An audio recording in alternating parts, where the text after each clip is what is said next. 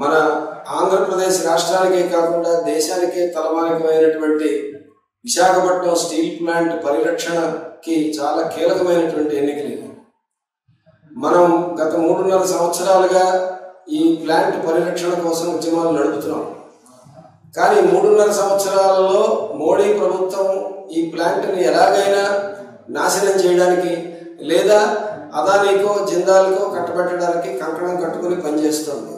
మనం ప్లాంట్ని కాపాడేందుకు కృషి చేస్తుంటే వాళ్ళు ప్లాంట్ ఉత్పత్తిని దెబ్బతీయడానికి కృషి చేస్తున్నారు. మనం కార్మికుల సంక్షేమం కోసం కృషి చేస్తుంటే వాళ్ళు కార్మికుల మీద దాడి చేయడానికి వాళ్ళు పాటుపడుతున్నారు. మనం కార్మికుల హక్కుల కోసం పోరాడుతుంటే వాళ్ళు ఉన్న లేబర్ కోడ్లన్నీ చట్టాలన్నింటినీ మార్చేసి అతి దుర్మార్గమైన లేబర్ కోడ్లు తెచ్చిపెట్టారు.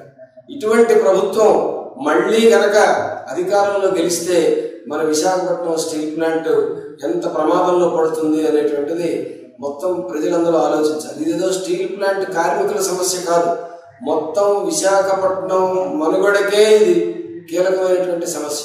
స్టీల్ ప్లాంట్ అనేటువంటిది కనుమరుగైతే విశాఖపట్నం పరిస్థితి ఏమిటి అనేటువంటిది ప్రతి ఒక్కరూ ఈరోజు ఆలోచించుకోండి. ఈ సందర్భంగానే మనం అందరినీ అడిగాం, అన్ని రాజకీయ పార్టీలని అడిగాం, విశాఖ స్టీల్ ప్లాంట్ని కాపాడే విషయంలో మీ వైఖరి ఏమిటి అని. మేము ప్లాంట్ ప్రైవేటీకరణ చేయాలన్న అండం లేదు, కానీ మోడీ గారు ప్రైవేటీకరిస్తే అడ్డుకునే శక్తి మా దగ్గర లేదు అని జగన్మోహన్ రెడ్డి గారు చెబుతున్నారు. ఇక తెలుగుదేశం జనసేన అయితే ఏకంగా ఆ మోడీతోటే జతకట్టి ఈరోజు ఊరేగుతారు, మమ్మల్ని గెలిపించండి మిమ్మల్ని ఉద్ధరిస్తాం అంటే. ఇక ఈ కూటమిని, ఈ చంద్రబాబు నాయుడు జనసేన బీజేపీ కూటమిని గెలిపించడం అంటే మన మెడకి మనమే ఉరితాడు తగిలించుకోవడం.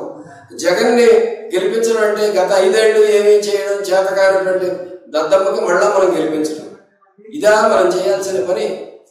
అయితే చాలా మంది అడుగుతారు మనకి వేరే గత్యంతరం ఏముంది అని. గత్యంతరం ఉన్నది, నేను చెప్పదలుచుకున్నది అది. అదే ఇండియా కూటమి. Congress party, CPM, CPI, Aam Aadmi party, ఇంకా తృణమూల్ కాంగ్రెస్, నేషనలిస్ట్ కాంగ్రెస్ పార్టీ, ఇలాంటి అనేకమైన పార్టీలు కలిసి ఈరోజు మోడీకి చెమట పట్టిస్తున్నాయి. మోడీని వాడు గద్దె దించడం అనేటువంటిది దాదాపు ఖాయం అన్నట్టుగా తాజా అంచనాలు చెబుతున్నాయి. కాబట్టి ఇండియా కూటమి మనకు ఆశాకిరణంగా ఉంది. ఎందుకు ఆశాకిరణంగా ఉంది అంటే ఇండియా కూటమిలో ప్రధాన పార్టీ అయినటువంటి భారత జాతీయ కాంగ్రెస్ తన పాత విధానాన్ని విడనాడి నేను ప్రభుత్వ రంగాన్ని పరిరక్షిస్తాను అని చాలా స్పష్టంగా తన మేనిఫెస్టోలో ప్రకటించింది. ఆంధ్రప్రదేశ్ కాంగ్రెస్ కమిటీ మేనిఫెస్టోలో విశాఖపట్నం స్టీల్ ప్లాంట్ని ప్రైవేటీకరణ నుంచి కాపాడుతాము, ఆంధ్రప్రదేశ్కి ప్రత్యేక హోదా కల్పిస్తాము, పోలవరం ప్రాజెక్టుని కేంద్రమై పూర్తి చేస్తాము అని మనం చాలా కాలం నుంచి పోట్లాడుతున్నటువంటి అంశాలన్నింటి మీద చాలా స్పష్టమైన సానుకూలమైన ప్రకటనలు చేసింది. ఇటువంటి ప్రకటనలు చేసే దమ్ము కానీ సత్తా కానీ అటు జగన్ పార్టీకి లేదు, ఇటు చంద్రబాబు నాయుడు కూటమికి లేదు. ఈ రెండు స్టీల్ ప్లాంట్ని మింగేయడానికి గోతికాడు నక్కల్లా కూర్చున్న వాళ్ళకి కొమ్ము కాస్తున్నారు. అదానికి, ఆ జిందాల్కి వాళ్ళకి కొమ్ము కాస్తున్నారు. చివరికి గంగవరం పోర్టులో ఉండిపోయినటువంటి కోకింగ్ కోల్ని గోడ దాటించి విశాఖపట్నం స్టీల్ ప్లాంట్కి అందించే సత్తా కూడా లేని వాళ్ళు స్టీల్ ప్లాంట్ని భవిష్యత్తులో ఏం చేయబోతున్నారో మీరు ఆలోచించండి. అందుకని విశాఖ ఉక్కుని కాపాడుకోవాలంటే, విశాఖ నగరాన్ని దాని మనుగడని కాపాడుకోవాలి అంటే ఈ స్టీల్ ప్లాంట్ని కాపాడే సత్తా ఉంది అని ప్రకటించిన ఇండియా కూటమి అభ్యర్థుల్ని గెలిపించాలి.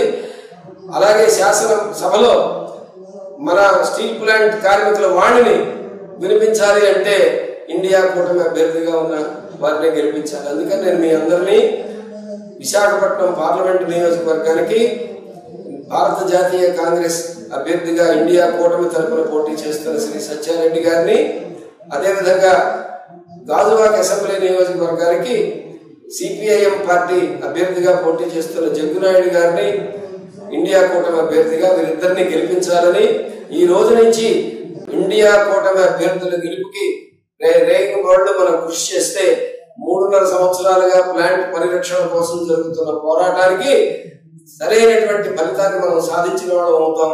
ఈ క్షణం ఈ కృషిలో మీరందరూ భాగస్వాములు కావాలని